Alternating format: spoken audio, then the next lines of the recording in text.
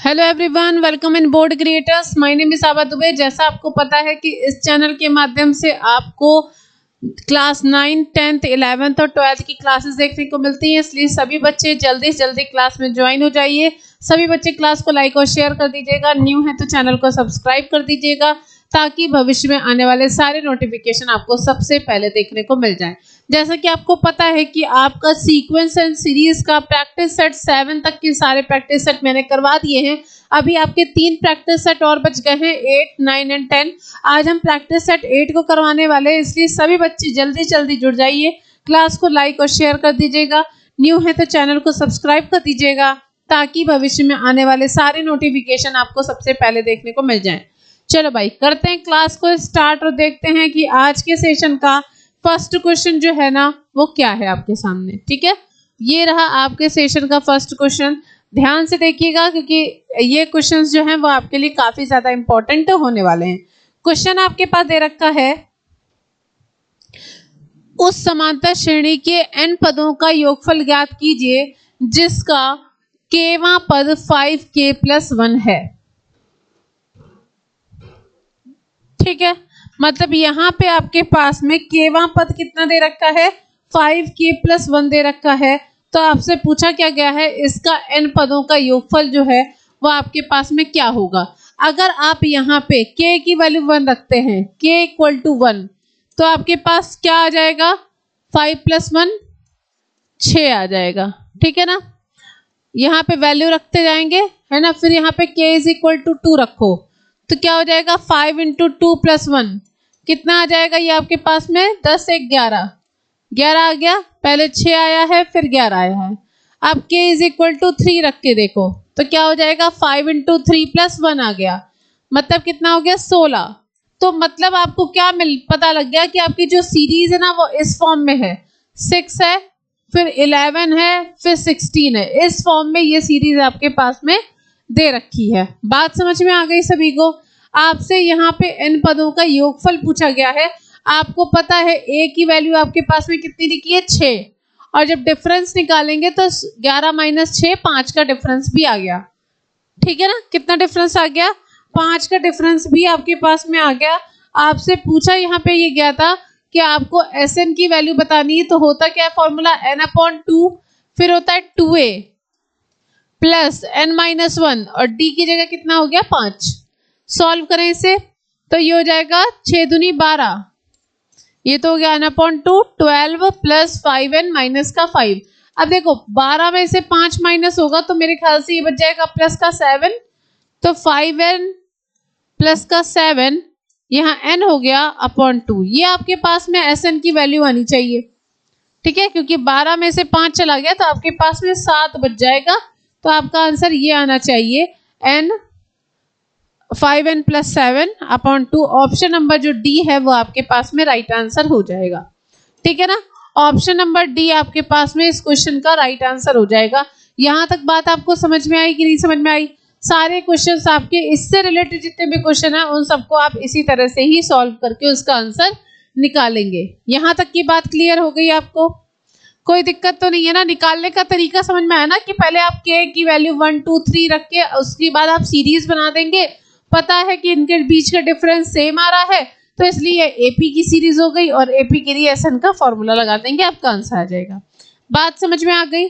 चलो next question की तरफ चले, देखते हैं नेक्स्ट क्वेश्चन आपके पास में क्या दे रखा है। तो ये रहा आपके सामने आज के सेशन का नेक्स्ट क्वेश्चन। ठीक है, यहाँ पे आपसे पूछा ये गया है, ध्यान से देखिएगा क्वेश्चन को। यदि 3a b c 17 समांतर श्रेणी के लगातार क्रम हैं तो a + b + c का मान ज्ञात करो।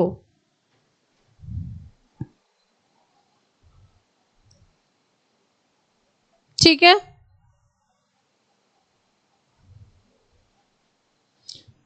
यदि 3a b c 17 समांतर श्रेणी में हैं, लगातार पद लगे हुए हैं तो a + b + c का मान ज्ञात करो।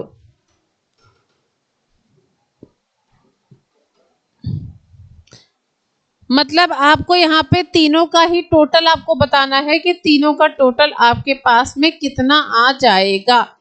तीनों का टोटल आपको बताना है कितना आ जाएगा।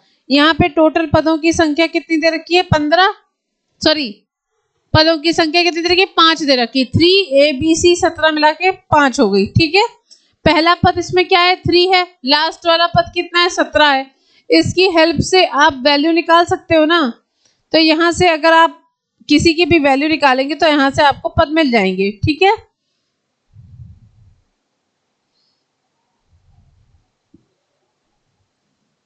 अब देखो जैसे आपके पास ऐसे लिखो आप 3ABC 17, अगर आप ये लिख सकते हो तो A की वैल्यू आपके पास में 3 दे रखी है जो कि आपके पास में फर्स्ट टर्म है। ठीक है, उसके बाद लास्ट टर्म कितना दे रखा है आपके पास में? L की वैल्यू 17 दे रखी है। L की वैल्यू आपके पास में 17 दे रखी है ना। मिड टर्म कैसे निकालते हो? मिड टर्म का फॉर्मूला क्या होता है कि 3 + 17/2 होता है। तो हो गया 20/2। 20/2 का मतलब B की वैल्यू आपके पास में 10 आ गई। ठीक है, B की वैल्यू आपके पास में 10 आ गई। मतलब कैसे हो गया? ये हो गया 3A 10 C 17। अब इन दोनों की हेल्प से 3 + 10/2, तो यहां से आपको A की वैल्यू मिल गई। तो A की वैल्यू आपके पास में कितनी हो गई? 13। 13/2, 13/2 हो गया। ठीक है, तीसरा क्या आपके पास दे रखा है? C की वैल्यू भी आप ऐसे निकाल लोगे तो आपके पास में हो जाएगा 17। ठीक है, यहाँ इन दोनों को निकालते हैं तो कितना हो जाएगा? C की वैल्यू हो जाएगी 10 + 17/2, कितना हो जाएगा? 27/2 हो गया। तो आपसे तीनों का सम पूछा गया है, मतलब A + B + C की वैल्यू पूछी गई है। तो ये आपके पास हो गया 13/2 + 10 + 27/2। एलसीएम ले ले यहाँ पे 2 का, तो यहाँ से आपको कितना मिल जाएगा? 13 + 20 + 27। तो 2 2 4 1 5 50 60 60/2 आ गया। तो आपके पास में वैल्यू कितनी हो जाएगी? 30 हो जाएगी। कितनी हो जाएगी बच्चा? यहाँ बोल सकते हैं इसका मान आपके पास में 30 हो जाएगा। A + B + C का सम पूछा गया था तो आपने बोल दिया आपका ऑप्शन नंबर जो C है वो आपके पास में राइट आंसर हो जाएगा। ठीक है ना, तीनों का सम ही आपसे पूछा गया था तो आप बोलेंगे क्वेश्चन नंबर 12 का ऑप्शन नंबर C आपके पास में राइट आंसर हो जाएगा। उसका रीजन क्या था ना कि आपके पास में फर्स्ट और लास्ट टर्म दे रखा था, तो इसकी हेल्प से आपने मिड टर्म निकाला। फिर उस मिड टर्म की हेल्प से आप बाकी जो मिड टर्म बचे हुए A और C उसका भी आप मान इसी के थ्रू निकाल लेंगे। ठीक है, यहाँ तक की बात क्लियर हो गई। आपका ये वाला जो आंसर है वो आपके पास में राइट आंसर हो जाएगा। नेक्स्ट क्वेश्चन की तरफ चले।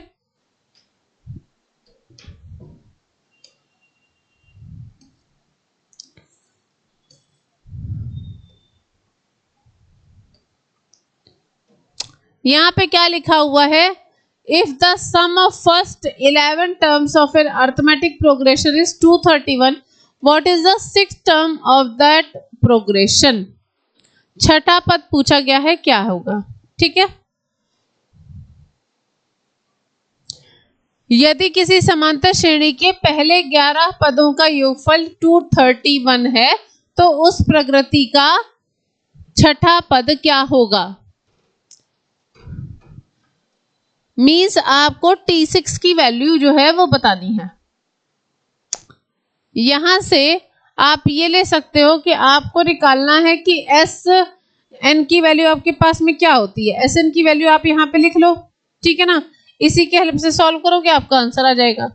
देखो पहले 11 पद लिखा हुआ है, मतलब S11 का फॉर्मूला क्या होता है? 11/2 हो गया, 2A + 11 - 1 × D हो गया। ये फॉर्मूला लगता है जिसकी वैल्यू आपके पास में 231 दे रखी है। तो 11/2 रखा है, 11 से 1 कटेगा, 11 दूनी 1 कम। ठीक है, तो क्या होगा? 2A + 10D = हो गया 21 × 2।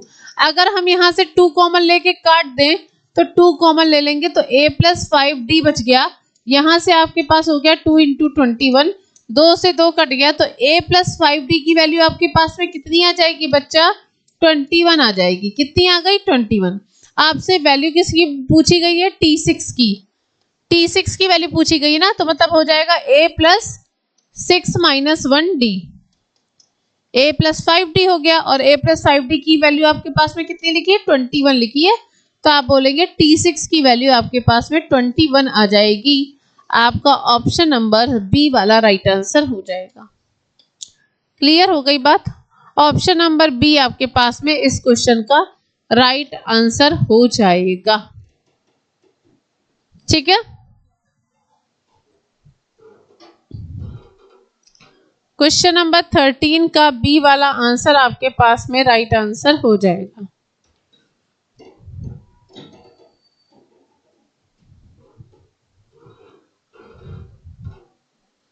नेक्स्ट क्वेश्चन की तरफ चलें।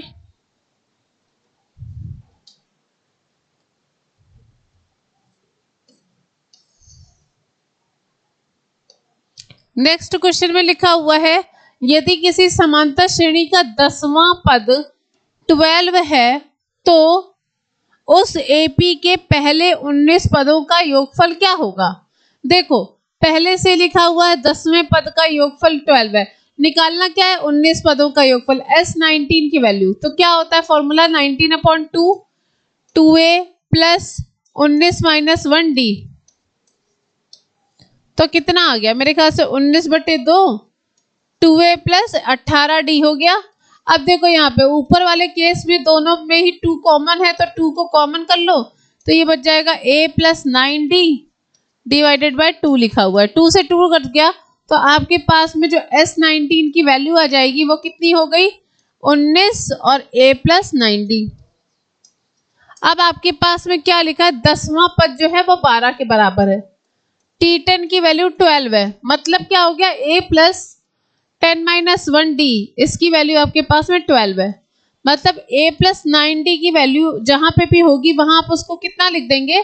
12 लिख देंगे। यही तो मतलब हुआ ना, a प्लस 10 माइनस 1d, इसका मतलब a प्लस 9d की जगह पे आप क्या लिख देंगे?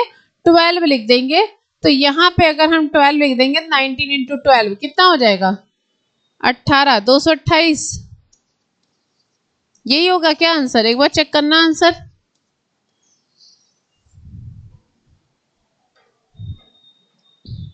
ऑप्शन नंबर सी आपके पास में राइट आंसर हो जाएगा। ठीक है, मतलब इस क्वेश्चन में हमने क्या किया है कि हमने सिर्फ यहाँ पे जिसका वैल्यू निकालना है उसको ही रखेंगे, और जो आपके पास पहले से दे रखा उसको मैंने अदर साइड में सॉल्व करके उसकी वैल्यू को निकाल दिया है। यहां तक की बात आपको समझ में आ गई?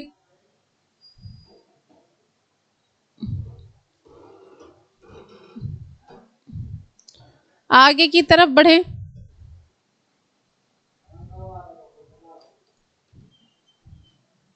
क्वेश्चन नंबर 15 पे चलते हैं।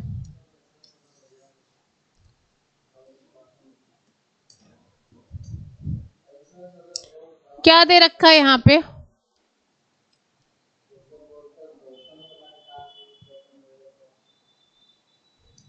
यदि किसी समांतर श्रेणी का 9वां पद 13 है और पहले 13 पदों का योगफल 130 है, तो उस श्रेणी का 14वां पद क्या होगा?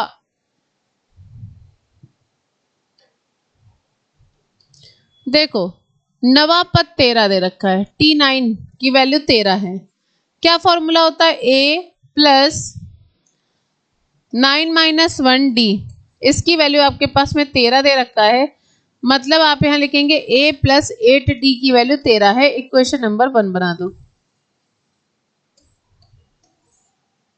ठीक है, अब दूसरी चीज यहाँ पे क्या लिखा है? पहले 13 पदों का योगफल 130 है, मतलब S13 की वैल्यू कितने दे रखा है? 130।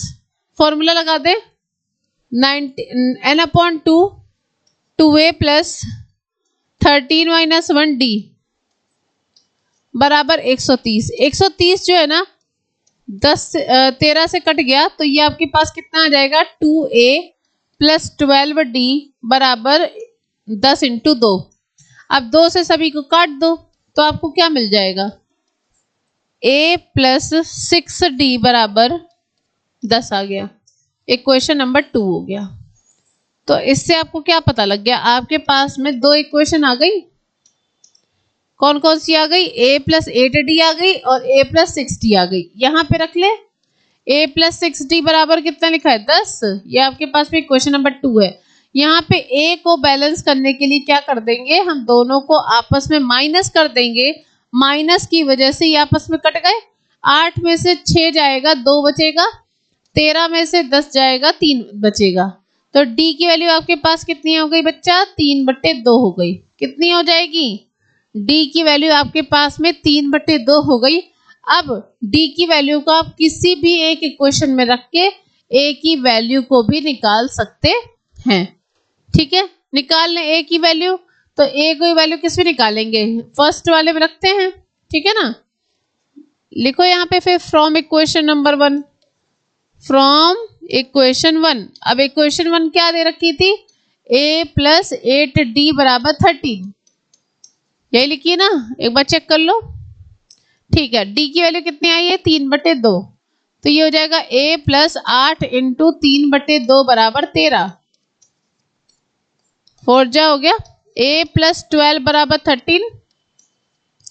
a की वैल्यू आपके पास में 13 माइनस 12, तो आपको a की वैल्यू 1 मिल गई। कितनी मिल जाएगी, 1 मिल गई।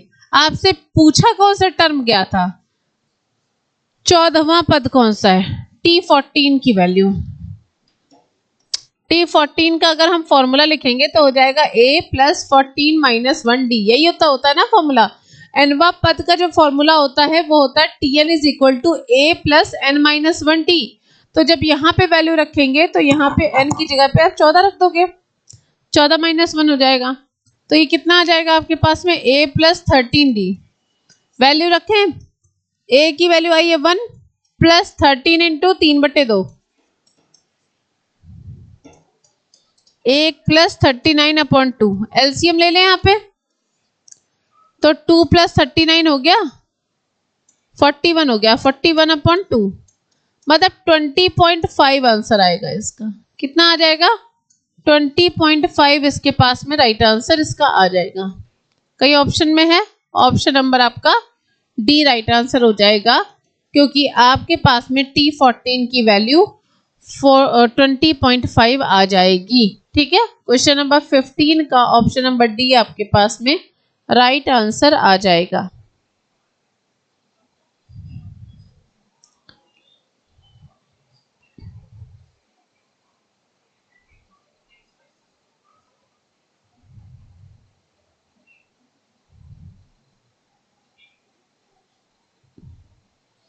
आगे की तरफ चलें, नेक्स्ट क्वेश्चन की तरफ चलते हैं।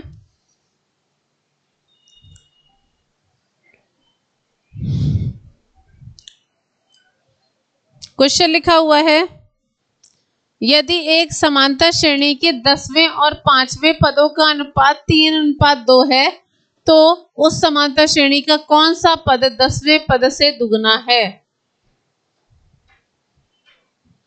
10वें पद से दुगना है।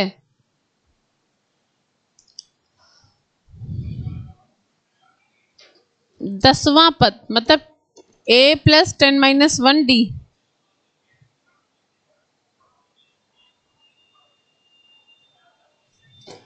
यदि एक समांतर श्रेणी के 10वें और 5वें पदों का अनुपात 3:2 है तो उस समांतर श्रेणी का कौन सा पद 10वें पद से दुगना है।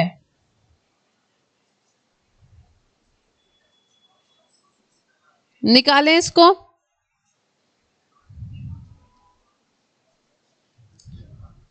देखो यहां पे ऐसे दे रखा है n/2 का भी तो लिखेंगे पहले, क्योंकि देखो यहाँ पे क्या लिखा है 10वें पद और 5वें पद, तो यहाँ पे वैल्यू रख लें पहले, क्योंकि ऐसे तो सॉल्व होगा नहीं, क्योंकि आपको दोनों का अनुपात दे रखा है। तो ये हो जाएगा कितना, a plus 10 minus 1d upon a plus 5 minus 1d। इसकी वैल्यू 3/2 दे रखी है। अब देखो यहाँ पे कुछ चला जाएगा क्या, मेरे ख्याल से आ जाएगा a plus 9d a plus 4d। इसकी वैल्यू आपके पास में 3/2 दे रखी। सॉल्व कर लें इसे क्रॉस मल्टीप्लाई करके, तो ये हो जाएगा कितना 3a प्लस 12d बराबर 2a प्लस 18d। माइनस कर लें तो 3a माइनस का 2a बराबर 18d माइनस का 12d। तो आपके पास में a की वैल्यू कितनी आ जाएगी 6d आ जाएगी। a की वैल्यू आपके पास में 6d आ गई। अब पूछा क्या गया है कौन सा पद जो है वो 10वें पद का दुगना है। यही तो मतलब हुआ। T10 करो इससे। ठीक है 10वें पद का दुगना है। दुगना हो गया 10वां पद कौन सा हो गया a प्लस 10 माइनस 1d। तो हो गया 2a प्लस 9d। ठीक है ना।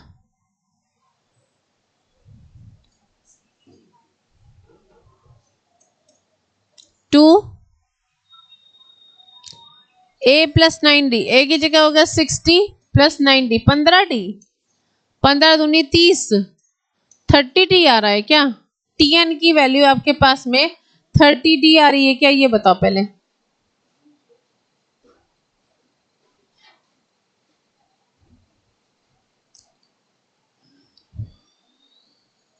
कितनी आ गई 30d आ गई ना।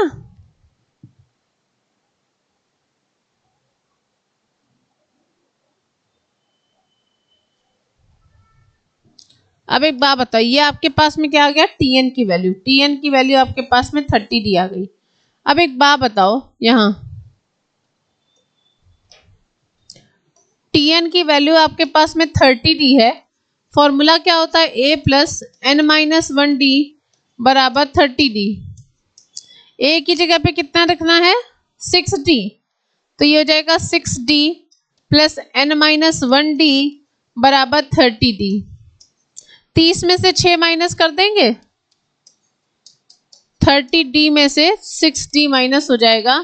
तो आपके पास कितना बच जाएगा n माइनस 1d की वैल्यू 30 में से 10 गया 6 गया तो आपके पास हो जाएगा 24d। d से d कट गया n माइनस 1 आपके पास में 24 आ गया। तो n की वैल्यू आपके पास में कितना आ जाएगा 25 आ जाएगी। आपसे पूछा भी यही गया था कि n की वैल्यू बता दो कितनी होगी। तो आप बोलेंगे n की वैल्यू आपके पास में 25 हो जाएगी। कितनी हो जाएगी 25 हो जाएगी। बात समझ में आ गई। 25वां पद इस वाले क्वेश्चन का राइट आंसर हो जाएगा। n की वैल्यू आपके पास में 25 हो जाएगी। इसका मतलब है ऑप्शन नंबर सी आपके पास में राइट आंसर है। ठीक है ऑप्शन नंबर सी आपके पास में राइट आंसर है। इसको निकालने का कोई खास ट्रिक नहीं है। बस आप जो भी फॉर्मूला दे रखा है उसको आप यहाँ पे यूटिलाइज करेंगे एंड देन आपको उसका आंसर मिल जाएगा। क्लियर हो गई बात यहां तक।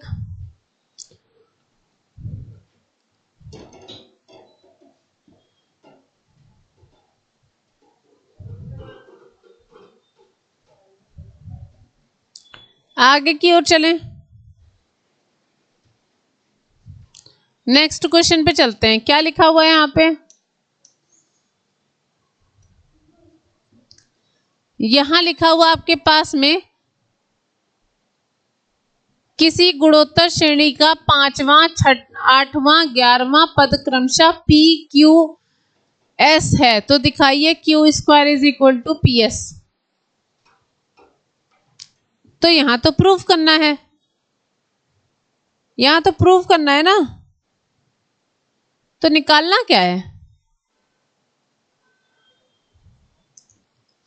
ये ऑप्शंस इसके साथ में आएंगे ही नहीं। ये तो सॉल्व करना है ना। इसको तो प्रूफ करना है तो इसको प्रूफ करेंगे।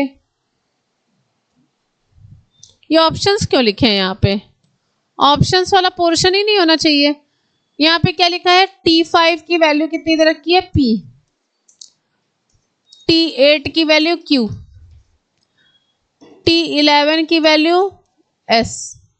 मतलब इसका फॉर्मूला क्या होता है ए आर की पावर 5 माइनस 1 बराबर P। मतलब P की वैल्यू आपके पास में हो जाएगी ए आर की पावर 4। ठीक है फिर ये हो जाएगा कितना ए आर की पावर 8 माइनस 1 बराबर Q। मतलब Q is equal to a are की पावर 7 हो गया। नेक्स्ट ए आर की पावर 11 माइनस 1, ये एस के बराबर दे रखा है, तो एस की वैल्यू आपके पास में ए आर की पावर 10 हो जाएगी, क्योंकि आर में से 11 में से 1 को माइनस कर देंगे, ठीक है ना। 11 में से 1 को माइनस कर देंगे, 10 आ गया। अब देखो यहाँ पे पी क्यू आर एस है, मतलब ये लिख सकते हैं आप यहाँ पे, क्योंकि आपको 10 लाना है, तो एक काम कर सकते हैं ना, इनको आपस में ही सॉल्व कर लेते हैं। ऐसे कर लो, पी एस बराबर ए आर की पावर 4 इंटू ए आर की पावर 10, तो ये कितना हो जाएगा, ए स्क्वायर आर की पावर 4 प्लस 10 कितना हो गया, ए स्क्वायर आर की पावर 14, तो मतलब ये हो जाएगा ए आर की पावर 7 और उस पूरे का स्क्वायर, तो ए आर की पावर 7 क्या है, क्यू है, तो आप लिखेंगे पी एस बराबर आपके पास में क्यू स्क्वायर आ जाएगा, ठीक है। पी एस की वैल्यू आपके पास में क्यू स्क्वायर के बराबर आ जाएगी, तो आप कह सकते हैं कि यहाँ पे ये चीज प्रूव हो जाती है कि क्यू स्क्वायर की वैल्यू पी एस के बराबर होती है, ठीक है ना। क्यू स्क्वायर की वैल्यू पी एस के बराबर होती है, हमने यहाँ पे इस चीज को प्रूव कर दिया है इन अ जीपी सेक्टर, ठीक है। बात यहाँ तक सभी को समझ में आ गई कि यहाँ पर आपको जो प्रूफ करना था वो हमने प्रूफ कर दिया, और जब प्रूफ करने वाली कोई चीज होती है वहां पे आपके पास में ऑप्शंस नहीं होते हैं, बस आपको उन थॉट्स को लेकर सॉल्व करना होता है और उसकी वैल्यू को भी फाइंड करना होता है। आगे की ओर चलें, नेक्स्ट क्वेश्चन नंबर 18।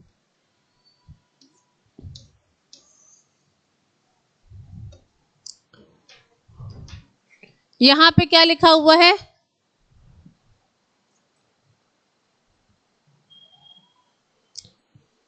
किसी गुणोत्तर श्रेणी का चौथा पद उसके दूसरे पद का वर्ग है, प्रथम पद -3 है, तो सातवां पद ज्ञात करो।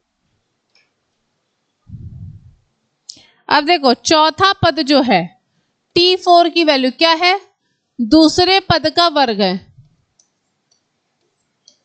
यही दे रखा है, इसका मतलब क्या हो गया, और हाँ साथ में लिखा है प्रथम पद, ए की वैल्यू आपके पास में -3 दे रखी है, ये हो जाएगा ए आर की पावर 4 माइनस 1, ये हो जाएगा ए आर की पावर 2 माइनस 1 का ये स्क्वायर है, ये कितना हो गया ए आर क्यूब, ये हो जाएगा ए आर की पावर स्क्वायर, मतलब हो गया ए आर क्यूब बराबर A square R square, R square से कट गया, एक ए से ए कट गया, मतलब ए इज इक्वल टू आपको कितना मिल गया, आर मिल गया, कितना मिल गया, ए की वैल्यू आपके पास में आर के बराबर हो गई, तो अगर ए की वैल्यू आपके पास -3 है तो आर की वैल्यू भी आपके पास में -3 हो जाएगी।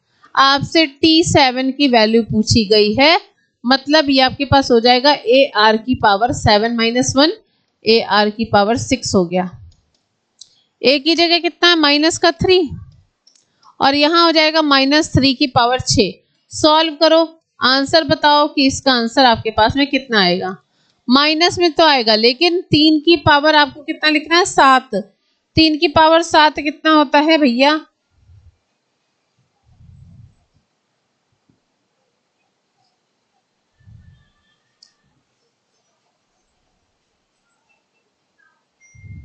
-2187, माइनस में 2187, ये आपके पास आंसर हो जाएगा। इसका मतलब क्वेश्चन नंबर 18 का ए वाला आंसर आपके पास में राइट आंसर हो जाएगा। कौन सा आंसर राइट है, 8 वाला आपके पास में इस क्वेश्चन का राइट आंसर हो जाएगा। कर लो भाई एक एक बार।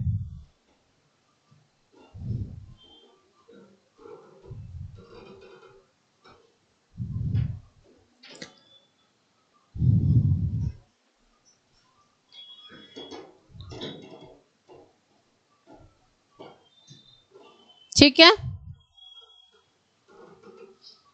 क्वेश्चन नंबर 18 का ए वाला आपके पास में राइट आंसर हो जाएगा। नेक्स्ट क्वेश्चन पे चलें, क्वेश्चन नंबर 19।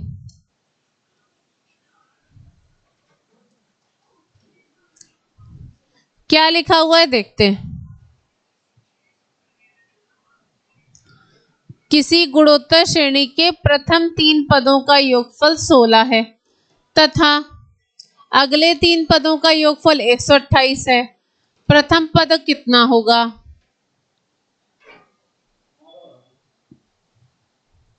ठीक है, देखो प्रथम गुणोत्तर लिखा है, गा में छोटा ऊ की मात्रा लगेगी यहाँ पे।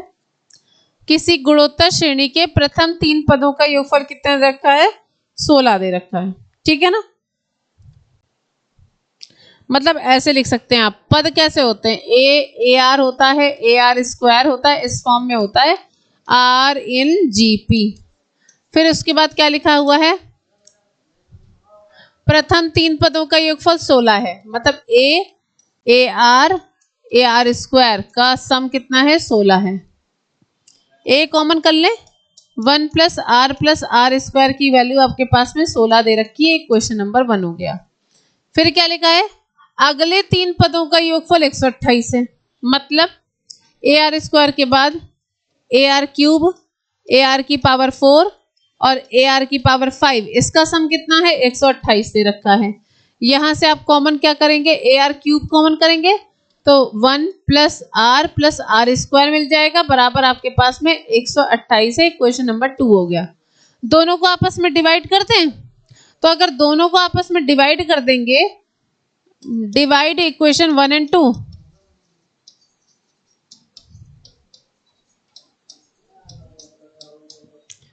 तो क्या हो जाएगा आपके पास में? A 1 plus r square upon a are cube, यहाँ हो जाएगा कितना? 1 प्लस आर स्क्वायर बराबर आपके पास में कितना हो जाएगा? 16 बटे 128। ये तो 8 बार चला गया और ये पूरा इससे कट गया, ए से ए कट गया, मतलब आप क्या लिखोगे? 1 अपॉन आर बराबर 1 अपॉन आर क्यूब बराबर 1/8, मतलब 1/2 का क्यूब हो गया। तो आर की वैल्यू यहां से कितनी मिल गई? 2 मिल गई। कितनी मिल जाएगी? आर की वैल्यू आपके पास 2 मिल गई। आपसे प्रथम पद पूछा गया था, तो आप लिखेंगे यहाँ पे फ्रॉम इक्वेशन नंबर 1, या फिर put the value of r in equation 1। तो इससे क्या हो जाएगा? 1 में रखेंगे तो क्या मिल जाएगा? ए 1 प्लस आर स्क्वायर, इसकी वैल्यू आपके पास में 16 है। तो आर की वैल्यू आपने अभी कितनी निकाली है? 2, तो यहाँ लिखेंगे कितना? 1 प्लस 2 का स्क्वायर बराबर 16 है। ए हो गया 1 प्लस 2 प्लस 4 हो गया 16, 4 2 6 1 7, 7 ए बराबर 16 आ गया। तो आपके पास में ए की वैल्यू कितनी आ जाएगी? 16/7, क्योंकि जो चीज मल्टीप्लाई में होती है अदर साइड जाने पर वो डिवाइड में चली जाती है, तो आप बोलेंगे ए की वैल्यू आपके पास में 16/7 हो जाएगी। ठीक है ना, कितनी हो जाएगी? 16/7 हो जाएगी। इसका मतलब है ऑप्शन नंबर आपके पास में सी वाला राइट आंसर हो जाएगा। बात समझ में आ गई? ऑप्शन नंबर सी आपके पास में इसका राइट आंसर हो जाएगा। ओके, नेक्स्ट क्वेश्चन की तरफ चलें।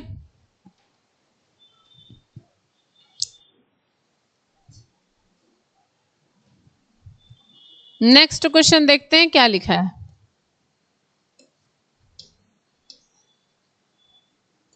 यहां पे लिखा हुआ है ऐसे 4 पद ज्ञात कीजिए जो गुणोत्तर श्रेणी में हो, जिसका तीसरा पद प्रथम पद से 9 अधिक हो तथा दूसरा पद चौथे पद से 18 अधिक हो। ठीक है, 4 पद इसमें आपको बताने हैं। ये क्या है? ये तो आंसर है ना, ये आंसर है, चारों आएगा। ई वाले में लिख देना ऑल। ठीक है, अब देखो गुणोत्तर श्रेणी में तो क्या लिखा है? पहला पद जो है, तीसरा पद जो है वो पहले पद से 9 अधिक है, मतलब T3 माइनस T1 बराबर 9।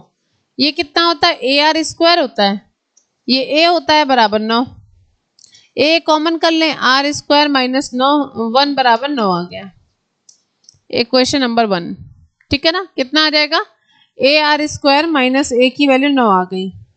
दूसरे वाले कंडीशन में क्या लिखा है, जो दूसरा पद आपके पास में दे रखा है वो चौथे पद से 18 अधिक है, मतलब A R minus A R cube बराबर 18 दे रखा है। यहां से ए आर कॉमन कर लेंगे तो 1 माइनस आर स्क्वायर बराबर 18 हो गया। इक्वेशन नंबर आपके पास में 2 हो गई। इस तरह से आप बोल सकते हैं कि आपके पास में 2 इक्वेशन आ जाएंगी। ठीक है, इन दोनों को आपस में डिवाइड कर दें। अब लिखते हैं डिवाइड इक्वेशन 1 एंड 2।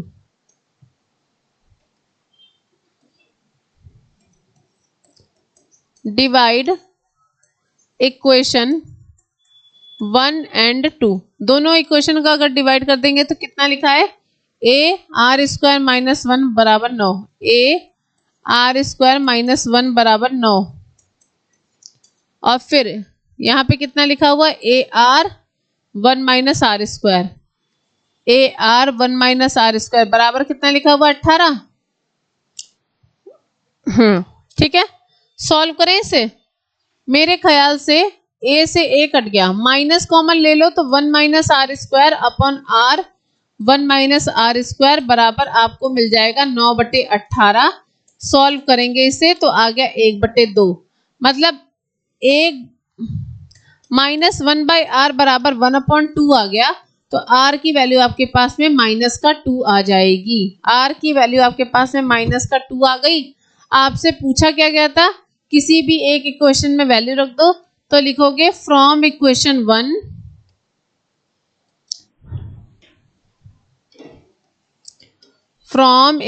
1 मान रख लें यहाँ पे, तो ये कितना हो जाएगा, ए आर स्क्वायर माइनस 1 बराबर आपके पास में 9 दे रखा है।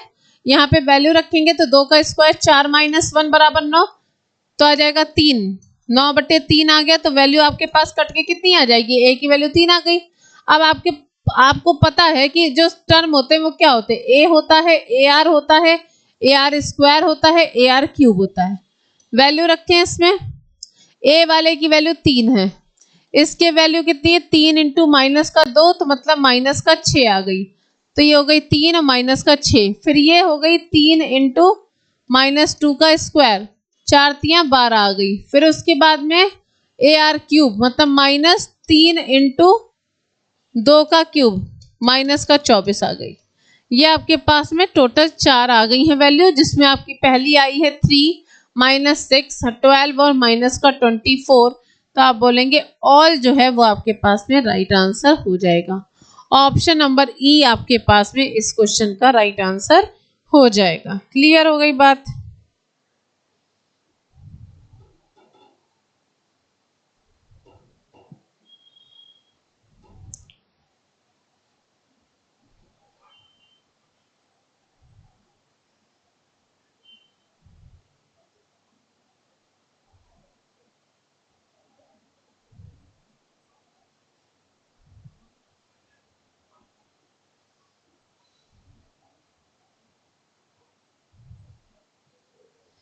ठीक है, क्वेश्चन नंबर 20 का ई वाला आंसर आपके पास में राइट आंसर हो जाएगा। चलो खैर, आज की क्लास के लिए इतने ही रखते हैं। कल फिर मिलेंगे एक नए क्लास में प्रैक्टिस सेट के साथ में। सभी बच्चे क्लास को लाइक और शेयर कर दीजिएगा। चैनल पे न्यू है तो सब्सक्राइब कर दीजिएगा, ताकि भविष्य में आने वाले सारे नोटिफिकेशन आपको सबसे पहले देखने को मिल जाएं। Thank you so much to all of you. Bye bye.